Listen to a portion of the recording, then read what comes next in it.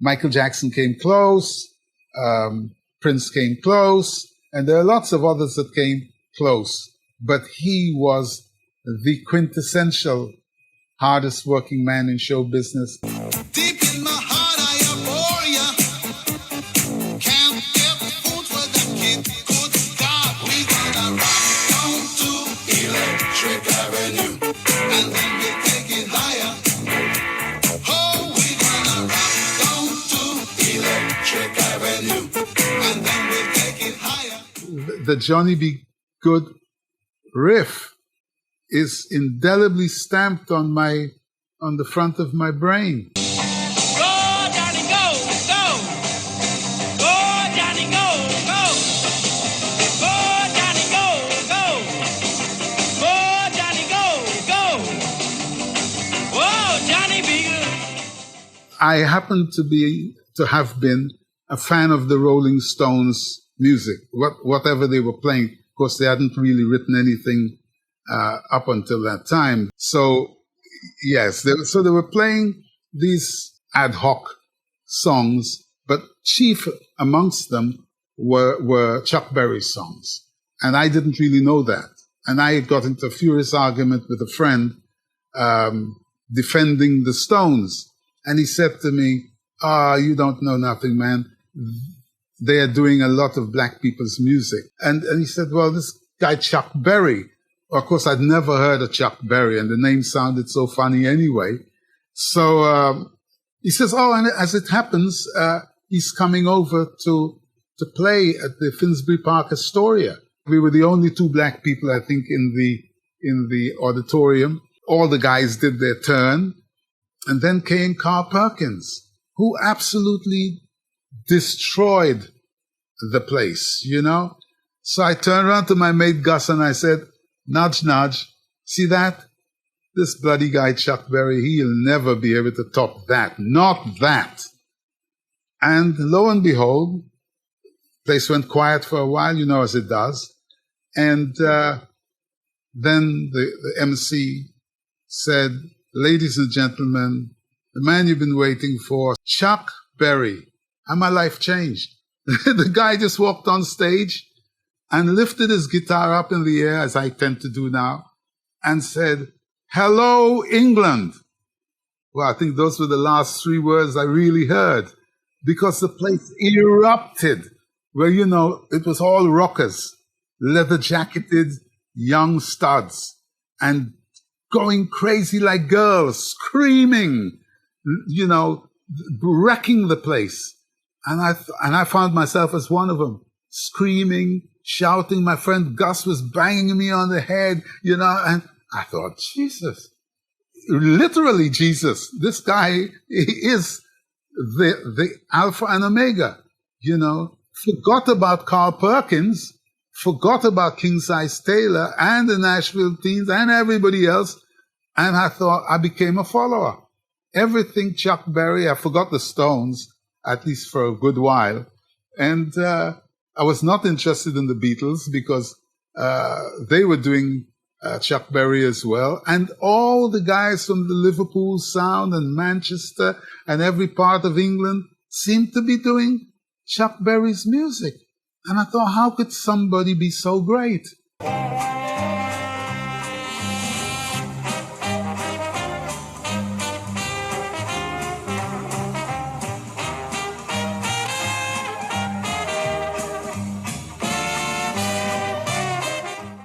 The next would be Kenny Ball and his Jazzmen, Midnight in Moscow. Prior to having met orally Chuck Berry and having seen him perform, I was very much into traditional jazz and jazz on the whole, because my father was a great jazz player, great trumpet player, and he made me into one. So before I was ever a guitar player, or anything else, I was a trumpet player. And there was something very surreal about Kenny Ball and his Jazzmen playing Midnight in Moscow. And I learned it, and I knew it, and I played it with my little school jazz band as well, you know. So that had distinct impact on me as a trumpeter. Chuck Berry as a guitarist and as a singer and a performer, and Kenny Bolland as Jazzmen, who represented a set of people in English music society that had an impact on me. And I haven't revisited the trumpet. I wanted to, funny enough, when my father passed, it's the first thing I looked for, hoping that it was there under the bed still, but somebody had nicked it. And as they nicked my first guitar, it's amazing. But it's out there somewhere. Hey, if you're out there and you got my bloody trumpet and my guitar, I'll come around and see you.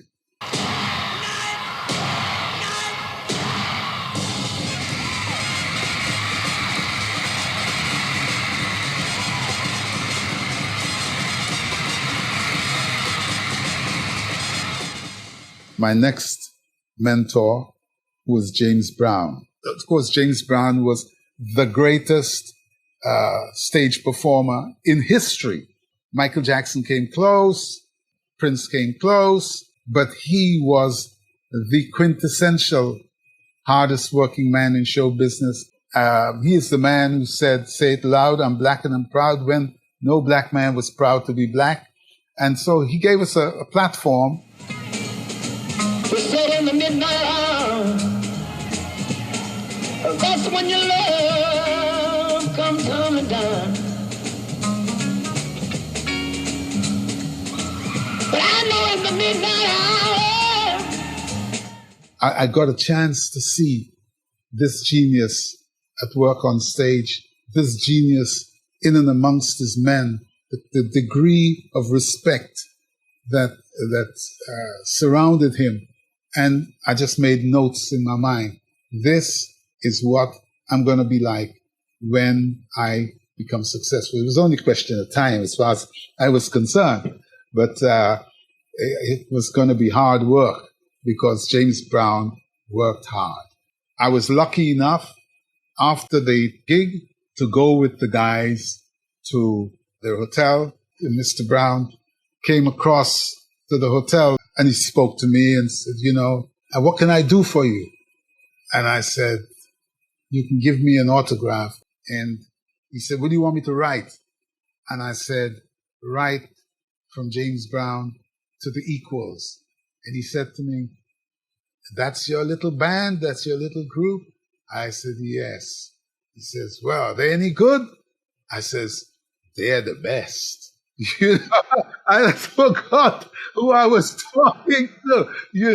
I forgot who I was talking to. It's just one of those moments, as I said.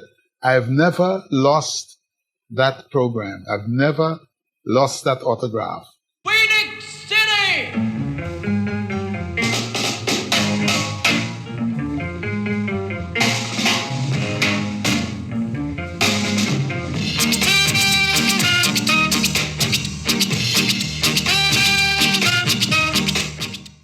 The next song, it's not a song, it's an instrumental, is Phoenix City by Roland Alphonso.